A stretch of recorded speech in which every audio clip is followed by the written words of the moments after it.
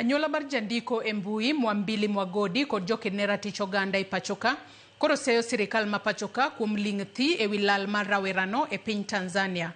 Jakedne ratiro oganda koro buogo mar goyo kambi oko mar apise mag migawo mochung'ne tudruok kod pinje maoko kapo ni girem donjore e wach manyo Mwagodi ma oselala kuom ndalo 4 koro. Bila makilimani bore Nairobi, anyuola mar jandiko e mbui Mwabili Mwagodi piny ochamo kendo chunygi chandore kaluwore ni kuom ndalo 4 koro gikia kama Mwagodi nitiere tok lal mare e piny libamba ma Tanzania kama osebedo ka otiye. 4 days is a long time for somebody to be kept incommunicado. And what do they want from him that is being hidden from two countries, between two countries? Anyuola no kaachiel kod okil Janja Maina kod jakedne ratiro oganda manochopo e tesendo bila makilimani mondo gindik dhoggi ka okwach kich e wi lal mar Mwagodi. Koro nono gino momiyo okwach kich ne orem ndiko dhoggi kata obedo ni gisegoyo lipot e wi lal mar Mwagodi nyaka e tesendo bila ma piny Tanzania. We have now been told that they do not have jurisdictional authority to take statements from the family. And that is very weird for us because it is procedural. If someone, we are not asking them to investigate the matter individually because, again, Mwabili was not reported missing in Kenya. He was reported missing in Tanzania.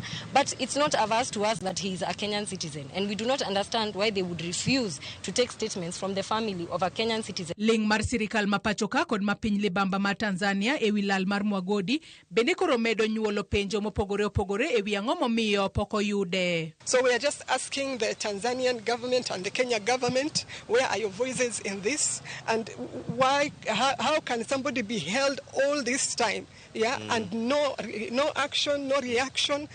Even just to say we are investigating or we have something, just something to give us hope that he is alive, something to give us hope that something has been done. This makes us think that maybe the government is dragging its feet just because of Mwabili's stand on matters of governance and accountability. Anyuola no koro dwaro ni kaponi nitiere ketho mora mora ma Mwagodi ne otimo ka entiere piny Tanzania to yang kama entiere kendo kaune okang' kaluwore kod chika. Maybe Mwabili did something within the borders of Tanzania. Maybe he did something that was wrong, right, whatever it is.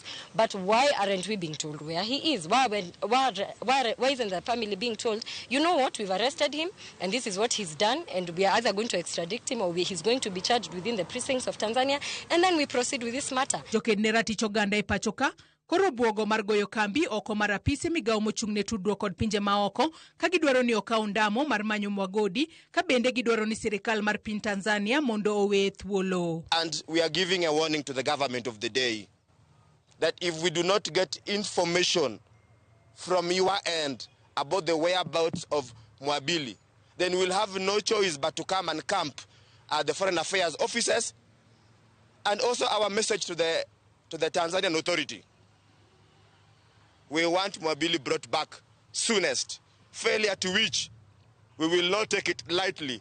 And we will have also to now reach out to the Tanzanian High Commissioner to Kenya and ask him what is he doing about this matter. Riwruok makedo ne ratiro oganda mar Amnesty International bende ogolo duongi e wi lal mar Mwabili Mwagodi e piny Tanzania ka koro gidwaro ni oyang kama Mwagodi nitiere kendo oyang ni entiere kare, ochak tim nonro e wi gima omiyo ne olal, otiek weche mag buogo ngima jakedne ratiro oganda e pinje Afrika ma Ugwe kendo rit ratiro mar oganda modak e pinje Afrika ma Ugwe moriwo ratiro mar wuoyo, wuotho kod kedo gi weche mag ndicho. Mwabili Mwagodi ne olal tich adek tarik 23 dweni e gwenge mag Kigamboni e boma ma Dar es Salaam e piny Tanzania ka joneno yango ni jogo ma ok ong'ere ne ondhiye.